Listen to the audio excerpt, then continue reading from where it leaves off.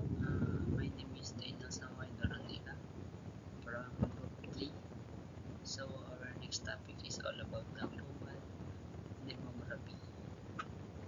Next slide po. Ano po ba ang ibig sabihin pag sinabi nating global demography? Global demography is the statistical study of human population worldwide. So, pag sinabi po natin global demography, nakapokus lamang po ito sa pag-aaral sa pagdami or pagbawas ng populasyon ng tao sa ating mundo.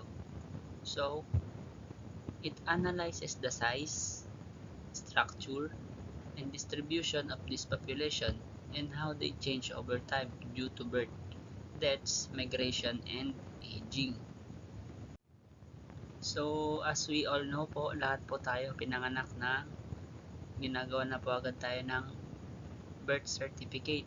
Kung dati po NSO, ngayon po is PSA na. So, ang purpose po nun is hindi lamang po sa pagbibigay ng identity natin kaya binigyan tayo ng PSA.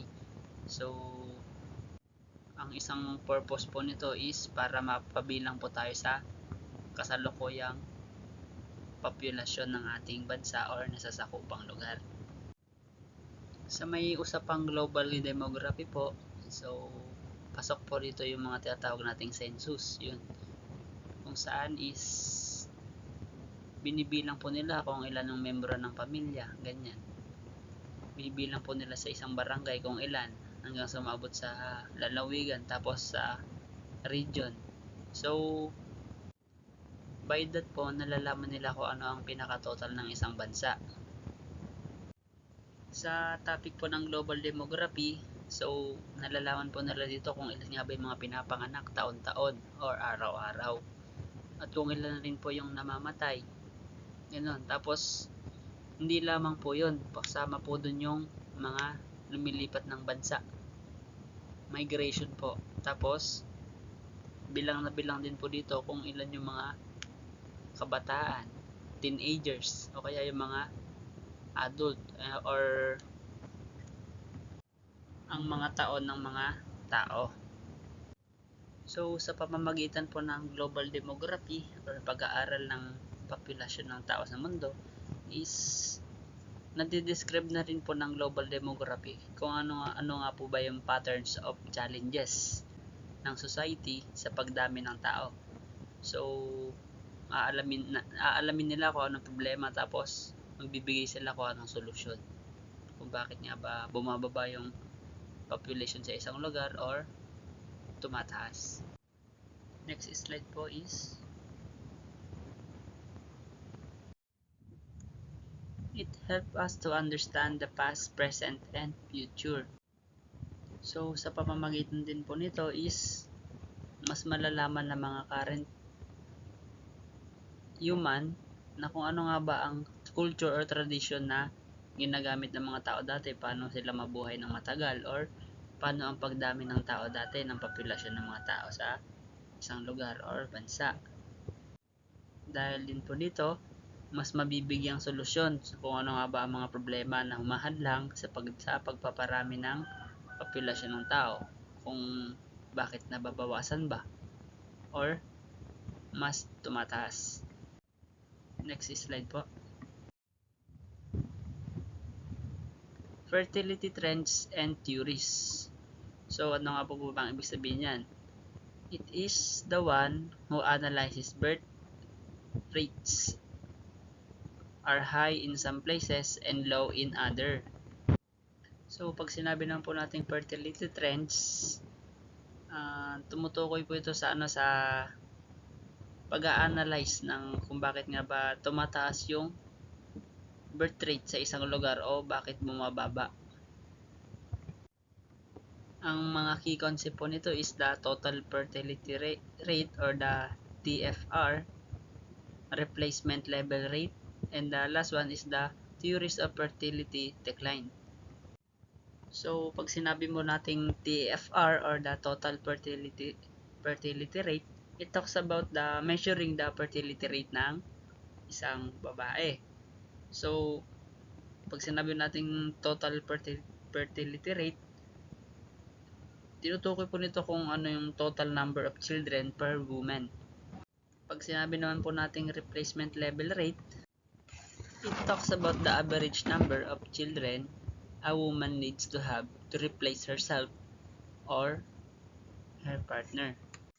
So, typically po, sa panahon natin ngayon, around 2.1 children per woman lang po must have in the industrialized country. So, pag sinabi po nating 2.1 children per woman, ibig sabihin po nun, kailangan sa isang mag-asawa, dalawa ang anak nila. Yan po ang kalimitan. So, hindi naman po nasusunod yan. Yung iba po, sobra-sobra pa mag-anak. Yung iba naman po, naka-family planning, gusto nila isa lang anak nila, ganun. Pero kalimitan na po sa study is 2.1 children per woman, or kada isang magpartner na mag-asawa is dalawa ang kanilang dapat na anak. And the last one is the theories of fertility decline. So, sa theories of fertility decline, naka-focus lang po ito sa kung bakit nga ba nagkakaroon ng decline sa isang fertility rates ng isang bansa or lugar. Ano nga ba pag sinabi nating fertility decline? So, pag sinabi po nating fertility decline, if the total fertility rate is low, the population may decline. Ibig sabihin po, yung fertility decline is tumutukoy sa pagbaba ng populasyon ng isang lugar or ng pinapanganak sa isang lugar, pagbaba. So, marami pong areas ang nasasakop po ng theories of fertility decline or kung ano nga ba yung mga hadlang sa pagpaparami or fertility. Ang una po dyan is ang demographic transition theory. Sinasabi po nito na kapag ang isang society daw po is nag-modernize, bababa daw po ang fertility rate ng lugar na yun. Sapagkat ang mga tao po na mananirahan sa isang modernized society is magpo-focus na lamang sa kung ano nga ba ang napapanahong issue or napapanahong mga nauuso po.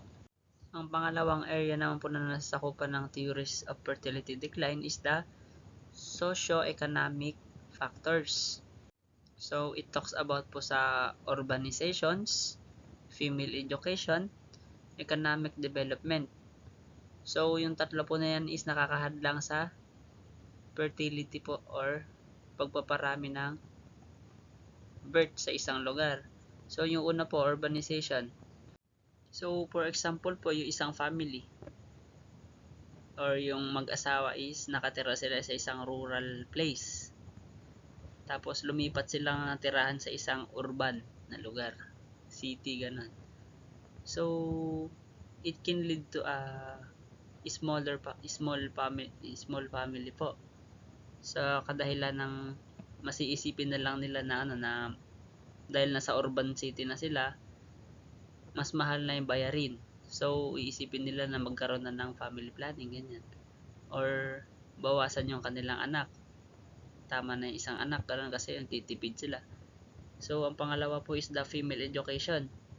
So, isang factor din po yan na nakaka-apekto bakit nga ba bumababa ang birth rate sa isang lugar. So, yung mga kababaihan po na nakapag-aral or educated po is iisipin nila na bakit magkaroon ng maraming anak kasi mahirap, ganun. Kaya yun, bababa yung yung birth rate sa isang lugar. Karamihan, isa lang anak, yung iba naman wala nang anak. Kasi iniisip nila mahirap mabuhay kapag maraming anak. So, pangatla po is the economic development. So, it talks about po sa access ng mga tao sa healthcares. So, papasok po dito yung paggamit ng mga contraceptives like depo, like condoms, ganyan po. Tapos yung sinasaksak po sa babae para hindi mabuntis, ganun. Yun po. Tapos mga seminars po sa family planning, papasok po dyan. So, isang factor din po siya kung bakit bababa yung birth rate sa isang lugar. Pangatlong area naman po na nasasakupan ng theory sa fertility decline is the environmental and biological factors. So, isang malaking bagay rin po ito na nakaka-apekto sa birth rate ng isang lugar. For example po is the exposure in chemical can damage fertility. Isang example po niyan, yung pinasabugan po ng Amerika ang Nagasaki ng Japan. So, na-expose po ng ilang taon yung chemicals dun sa Nagasaki. So, ang population po nila is hindi tumaas. Bagaman bubaba po dahil sa na-expose po sila dun sa mga chemical, naapektuhan po yung kanilang birth rate. So, we should always remember po na kapag ang environment po ng isang tao is hindi akma dun sa kanyang health is malaking bagay po ito na makaka-apekto sa kanyang genes. So, magiging bagay rin po siya makaka-apekto sa birth rate ng isang tao. So, meron po akong nabasa dati sa sa Google. Para siyang facts lang ganun. Kapag ang environment daw po is mas mainit or mainit yung panahon ganyan, El Nino, mas ang magiging mas marami mga anak daw po ng mga tao is mga ay mga babae.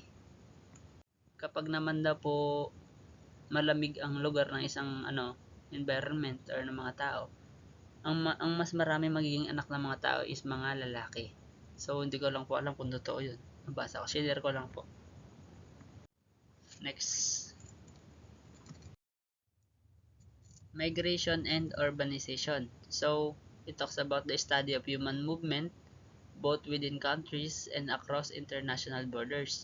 So pag sinabi po nating migration, it talks about po sa paglipat ng isang tao sa ibang lugar, sa ibang bansa. Pag migration po sa ibang bansa. Pag urbanization naman po, sa loob lamang po ng ating bansa. For example, yung example ko kanina, yung mag-asawa, nakatira sila sa isang rural place. Tapos lumipat sila sa isang urban. Yun po yung tinatawag nating urbanization sa loob lamang ng ating bansa pero paglipat sa mga city. Pag migration naman po, from country to another country. Like that po. So, ang key concepts po niyan is the internal migration, and the urbanization. Next, population and development and environment. So, it talks about examines the interrelationships between human population, economic development, and the natural environment. Slide po.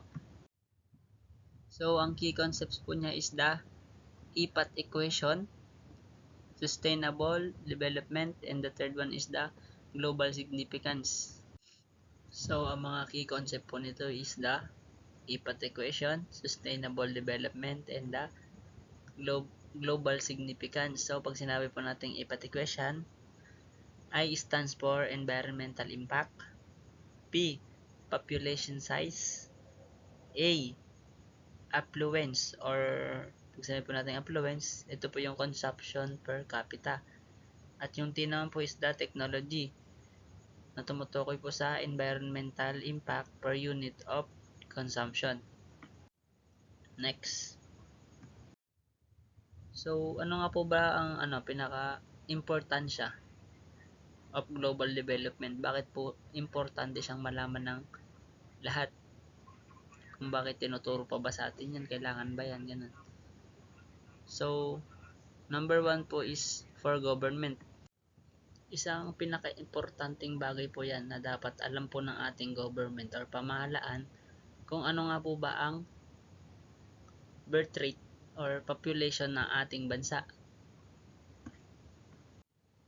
Unang-una po, unang bagay na titignan dyan sa pagboto ng tao.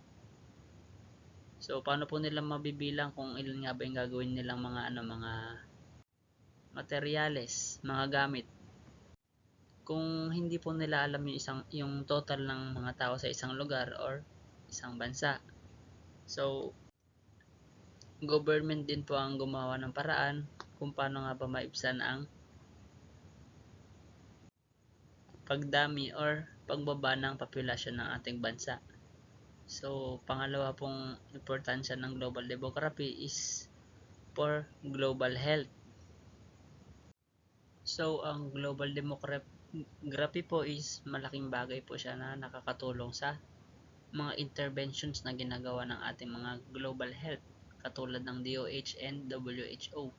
So, malaking bagay po yung global demography para sa kanilang mga research kung paano nga ba maibsan or paano nila solusyonan yung problema ng pagbaba ng ating populasyon or sobrang pagdami. So, the last or the third one is the for society. So, it is to anticipate and manage social changes from family structure po to political stability. So, karagdagan po rito sa for importance po niya sa government is para po mas makapagplano sa mga schools, sa mga pension po ng ating mga matatanda, sa mga healthcare centers or basta lahat po ng healthcare. Tapos mga housing, kaya po tayo may mga census. So all in all po, in summary, global demography provides the essential data and frameworks for understanding the most pressing issues of our time, from economic growth and inequality to environmental sustainability and global health. Thank you so much po sa pakikinig. Maraming salamat.